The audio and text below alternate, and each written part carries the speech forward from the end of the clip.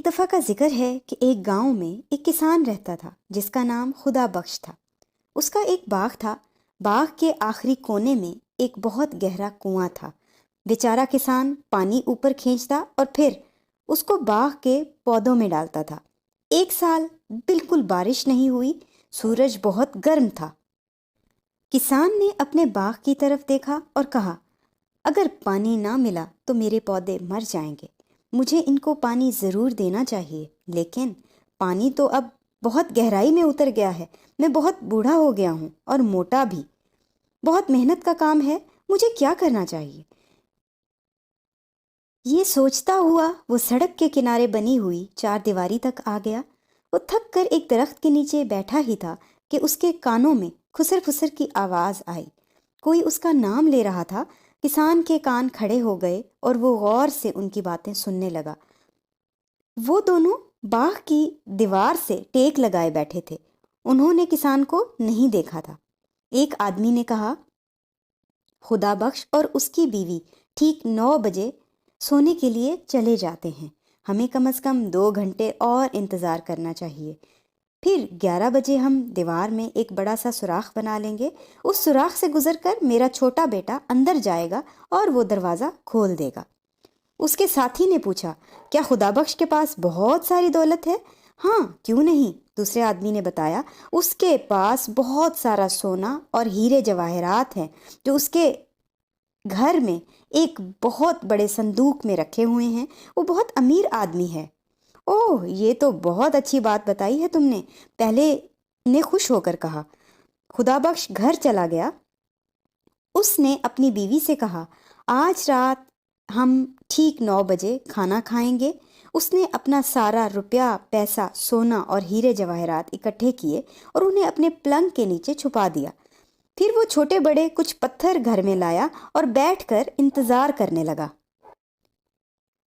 ٹھیک 9 بجے اس نے ایک کھڑکی سے باہر جھانکا۔ اس نے دونوں چوروں کو درختوں کے درمیان چھپے ہوئے دیکھ لیا۔ اس نے بیوی سے کہا، کیا کھانا تیار ہے؟ کھانا لاؤ۔ پھر وہ کھانے بیٹھ گئے۔ پہلے چور نے کہا، رات کے 9 تو بج چکے ہیں، مگر خدا بخش تو ابھی تک جاگ رہا ہے۔ ہمیں ذرا قریب جا کر دیکھنا چاہیے کہ وہ کیا کر رہا ہے۔ چور گھر سے کچھ اور قریب آ گئے۔ ایک چور نے کھڑکی سے گھر کے اندر جھانکا اور بولا، وہ تو کھانا کھا رہا ہے۔ خدا بخش نے چوروں کی آہٹ سن لی تو وہ زور زور سے بیوی سے باتیں کرنے لگا۔ وہ بولا، میں نے سنا ہے آج کل چوریاں بہت زیادہ ہو رہی ہیں۔ اس علاقے میں کچھ چور بھی آ گئے ہیں۔ انہوں نے میرے دوست علی کا سارا سونا اور جواہرات چرا لیے ہیں۔ ارے، پھر تو وہ ہمارے گھر بھی آ سکتے ہیں۔ اس کی بیوی گھبرا گئی۔ خدا بخش بولا، ہاں وہ آ سکتے ہیں۔ ہمیں اپنا سونا اور جواہرات کسی ایسی جگہ چھپا دینے چاہیے جہاں سے انہیں کوئی نکال نہ سکے۔ ذرا میرا صندوق تو لانا۔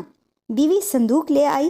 خدا بخش نے چپکے سے بیوی کو پتھر جمع کر کے دیے اور اس کے کان میں بولا، یہ ہمارا سونا اور ہیرے جواہرات ہیں۔ پھر زور سے بولا، پہلے مجھے سونے کی اینٹیں اٹھا کر دو تاکہ میں انہیں صندوق میں رکھ دوں۔ اس نے کچھ پتھر اٹھا کر دیے۔ ان کی پیٹھ کھڑکی کی طرف تھی۔ خدا بخش نے اتنی صفائی اور چالاکی سے انہیں صندوق میں رکھا کہ چور دیکھ ہی نہیں سکے۔ خدا بخش نے کہکا لگایا اور بولا، میں ان کو ایسی جگہ چھپاؤں گا جہاں سے کوئی انہیں نکال ہی نہیں سکے گا۔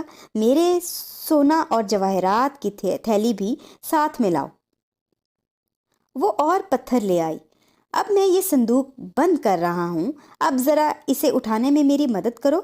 خدا بخش اور اس کی بیوی نے صندوق اٹھایا اور باہر نکل کر باغ کے کنویں میں ڈال دیا۔ شڑاپ کی آواز آئی اور صندوق کنویں کی تہہ میں بیٹھ گیا۔ پھر وہ گھر کے اندر چلے گئے، لالٹین بجھائی اور انتظار کرنے لگے۔ پہلا چور بولا، انہوں نے اپنا سونا اور جواہرات کنویں میں چھپا دیے ہیں۔ اب وہ سونے چلے گئے ہیں اور بہت جلد سو جائیں گے۔ تھوڑی دیر بعد خدا بخش نے چپکے سے کھڑکی سے باہر جھانکا تو دیکھا کہ چور کنویں کے پاس کھڑے تھے۔ پہلا چور بولا، ہمیں کنویں کا پانی نکالنا چاہیے، ویسے بھی قحط کا موسم ہے، زیادہ پانی نہیں ہوگا۔ جب پانی کم ہو جائے گا تو میں کنویں کے اندر اتروں گا اور صندوق نکال لوں گا۔ انہوں نے کنویں سے پانی نکالنا شروع کیا۔ ایک چور پانی اوپر کھینچتا اور دوسرا اسے باغ میں جانے والی نالی میں ڈال دیتا۔ کنویں میں بہت سارا پانی تھا۔ وہ دونوں پوری رات پانی نکالتے رہے یہاں تک کہ صبح ہو گئی، مگر وہ ابھی تک بھی مصروف تھے۔ کسان نے کھڑکی کھولی اور چلایا، بہت بہت شکریہ میرے دوستو، تم نے میرے باغ کو سیراب کر دیا۔ کنویں والا صندوق پتھروں سے بھرا ہوا ہے، پولیس کے سپاہی آ رہے ہیں، وہ سڑک تک پہنچ گئے ہیں۔ اللہ حافظ میرے دوستو، تمہارا ایک بار پھر شکریہ۔